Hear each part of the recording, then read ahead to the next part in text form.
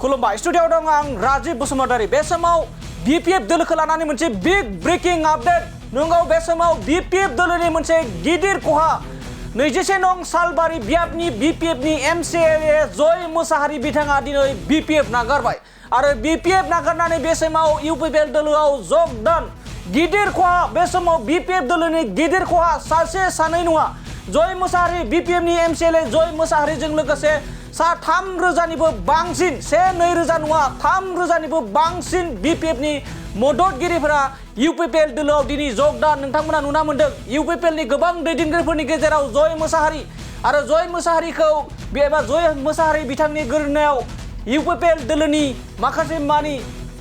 माला गाननायखौ बे समाव नुना मोननाय जादों बे समाव बिग ब्रेकिं आपडेट बीपीएफ दोलोनि मोनसे गिदिर खहा आरो बे समाव बुंनांगोन थारैनो लोकसभा बिसायख'थिनि सिगां बीपीएफ दोलोआ मोनसे बिग जिर' जानो थांगासिनो नामा थारैनो बे समाव मोनसे गिदिर सोंथि सिखांदों बीपीएफ दोलोआ लोकसभा बिसायख'थिनि सिगां जेराव बीपीएफ दोलोआ गावजों गाव दान्थे बिदान्थे जाबाय थानाय समावनो आरोबाव मोनसे गिदिर खहा जेराव जय मोसाहारि एमसीएलए सासे बीपीएफनि गोख्रों दैदेनगिरि आरो बिथाङा सासे बीपीएफ युथ एबा लाइमोन गांखंनि बिथाङा सासे गोख्रों दैदेनगिरिमोन आरो बिथाङा दिनै यूपीपीएल दोलोआव जगदान बीपीएफ दोलोखौ नागारनानै नोंथांमोना नुना मोन्दों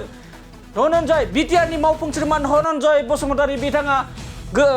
गोबाख्रबनायखौ बे समाव नुना मोन्दों जे यूपीपीएल दोलोनि गोबां दैदेनगिरिफोरनि गेजेराव जय मोसाहारि बीपीएफनि एमसीएलए जय मोसाहारि बिथाङा यूपीपीएलआव जगदान जाफैदों आरो रोखा नुना मोन्दों नोंथांमोना ग्राफिकनि मददजों रोखा नुदों जे गोबां दैदेनगिरि बिटिआरनि गोबां इएम राज्य सभानि सोद्रोमा रोनगोरा नार्जारी बिथांमोनाबो बे हाबाफारियाव दंफैयो आरो बेजों लोगोसे 1,000 2,000 नङा 3,000निबो बांसिन बीपीएफनि सोद्रोमाफोरा एबा मददगिरिफोरा बीपीएफ नागारनानै दिनै यूपीपीएल दोलोआव जगदान जाफैदों आरो लोगोसे फोरमायदों हाग्रामा महिलारिनि दैदेननाय बीपीएफ दोलोआव मावथिफोरा जाबायदि मर्यादा मोननांगोन एबा मावथि हिसाबै जाबायदि मर्यादा मोननांगौ बै मर्यादाखौ हाग्रामानि दैदेननाय बीपीएफ दोलोआव मोननाया गोरलै नङा होननानै रोखा फोरमायदों लोगोसे आथिखालनि बिटिआरनि गाहाय मावफुं सोद्रोमा प्रमद बर'नि जा मिशन आरो भिजन जा जौगानाय मावथि एबा मावनाय हाबाफारि लादों बेफोरो फैबाय थानाय समाव बर' हारिनि थाखाय जोबोद जौगानाय खामानि जागोन होननानै बे समाव बीपीएफ नागारनाय लोगोनो बिटिआरनि खामानि जौगानायखौ लानानै गोबां बाथ्रा बुंदों बे समाव फिन फोरमायबाय लोकसभा बिसायख'थिनि सिगां थारैनो बीपीएफ दोलोआ मोनसे बिग जिर' जानो थांगासिनो दं नामा जेराव बीपीएफ दोलोनि दैदेनगिरि जेरै पृथ्वीराज नारायण देबमेश लोगोसे खाम्फा बरगयारी बिथांमोननि जेराव दान्थे बिदान्थे जागासिनो दङ बे समावनो आरोबाव गिदिर बीपीएफ दोलोनि गिदिर खहा जेराव 3,000निबो बांसिन लोगोसे एमसीएलए आरो बीपीएफ लाइमोन गांखंनि बिबानगिरि दैदेनगिरि गाहाय दैदेनगिरि बिथाङा जे बीपीएफ नागारबाय थारैनो बे समाव लोकसभा बिसायख'थिनि सिगां बीपीएफ दोलोआ थारैनो मा जानो थांमारदों नोंथांमोना ग्राफिकनि मददनि गेजेरजों रोखा नुदों गोबां सोद्रोमाफोरा बिथांमोना यूपीपीएल दोलोआव जगदान जाफैदों जेराव गोलाव सम 15 बोसोर बिथांमोना बीपीएफ दोलोखौ मदद होना फैदोंमोन नाथाय आथिखालनि यूपीपीएल सरकार एबा प्रमद बर'नि दैदेननाय बिटिआर हाग्रा बिफाननि मावफुं सोद्रोमा रनजित बसुमतारी बिथांमोननि दैदेननाय इउजि ब्रह्म बिथांमोननि दैदेननाय यूपीपीएल दोलोआव दिनै जगदान जाफैदों बीपीएफनि गोख्रों एमसीएलए जय मोसाहारि बिथाङा दानिया फैदो बिदिब्ला यूपीपीएल एबा थामहिनबा बीपीएफखौ नागारनाय लोगोनो आरो यूपीपीएलआव जगदान जानाय लोगोनो जय मोसाहारि बिथाङा थारैनो बीपीएफ दोलोनि सायाव माबायदि बाथ्रा बुंदों आरो गुबुन फारसेथिं प्रमद बर'नि दैदेननाय आथिखालनि सरकारा माबायदि खामानि मावबाय थादों जों बिथांनि बुंनायनिफ्राय जों आबुङै मिथिना लानि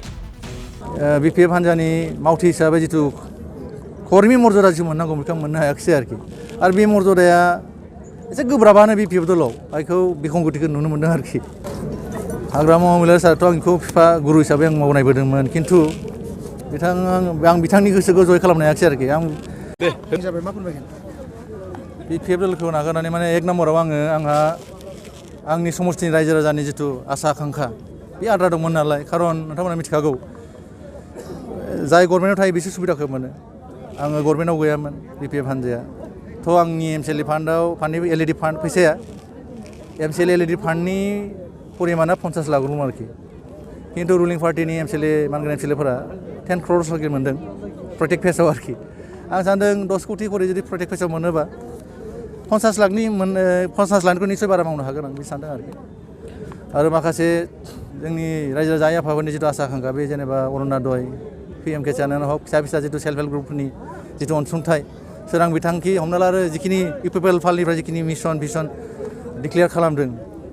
बेजों रायजो राजाफोरा निस्सय मोजां लाबोबानो जागोन आं सानदों आरोखि खामानिया जागायदों गासिबो मोनजोबदों बुंनो नागिराखै आं जागायदों निस्सय जोंफोरा सहयोग खालामबा आरो गियाराप जाबावगोन आं सानदों आरोखि नोंथां मथा मथि प्राय 3000 हमना लादो फैबावगोन आसा दं बेखौ आं आसा खालामदों बेखौ जाय इउपिपिएल दलनि मानगोनां CM सारमोना बिथांमोनासो मिथिगोन हाग्रामा महिला साराथ' आंखौ बिफा गुरु हिसाबै आं मावनायबोदोंमोन खिन्थु आं बिथांनि गोसोखौ जय खालामनो हायाखिसै आरोखि आं BPF हान्जानि मावथि हिसाबै जितु कर्मी मर्यादा जि मोननांगौ बेखौ आं मोननो हायाखिसै आरोखि आरो बे मर्यादाया एसे गोब्राबानो BPF दलाव बेखौ बिखंगतिखौ नुनो मोनदों आरोखि जिहेतु नोंथाङा फोथायनाय दं नामा प्रमद बर'नि दैदेननाय इउपिपिएल सरकाराव फैनानै जौगानाय खामानि मावनो हागोन निस्सय खारन बे सरकाराथ' क'लिसन सरकार बे फैगौ 25 नि उनाव 30 सिम थागोन थ' रुलिं पार्टियानो बेयाव डेभेलपमेन्टखौ मावगोन अपोजिसनाल बहाथो मावनो हागोन बे खुनु डाउट गैया आरोखि जिहेतु मैया क'क्राझार लकसभा एमपिनिफ्राय जयन्त बसुमतारी बिथांखौ फोसावबाय मा फोरमायगोन बे बुस्थुआ बिथांमोननि दलीय मेटार आं बेखौ बुंनो खोथा गैया आंनि खामानिया जाबाय मा इउपिपिएल फैबाय नालाय आं इउपिपिएलनि सान्थ्रि हिसाबै थै थां मावगोन आं बेखौ कमिटमेन्ट होबाय आरोखि गोजोन्थों